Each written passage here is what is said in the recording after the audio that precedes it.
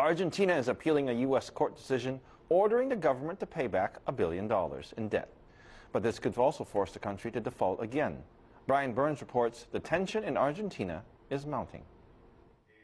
The ruling by a federal judge in New York said Argentina must pay all of its creditors, regardless of whether they had participated in earlier debt restructuring deals. A group of holdout investors had refused the restructuring and are demanding to be paid in full. One of them, NML Capital, recently convinced a judge in Ghana to impound an Argentine naval ship over the unpaid debt. Last week's U.S. ruling says Argentina must make payment on $1.3 billion in debt by December 15th. On Monday, Argentina appealed the ruling.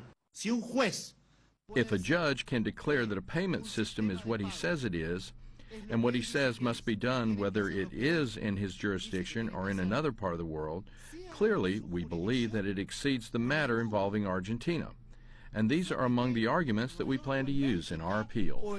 The ongoing legal disputes between Argentina and its creditors have been taking place in courtrooms around the globe for more than a decade following Argentina's historic $100 billion debt default in 2001. Now, with the latest court rulings coming out of New York, there is speculation that Argentina could default once again.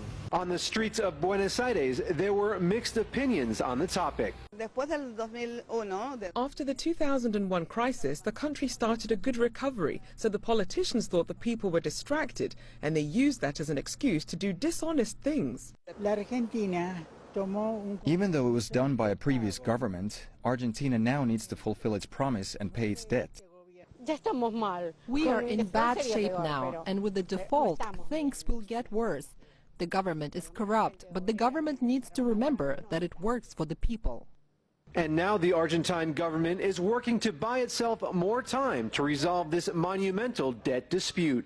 Brian Burns, CCTV, Buenos Aires.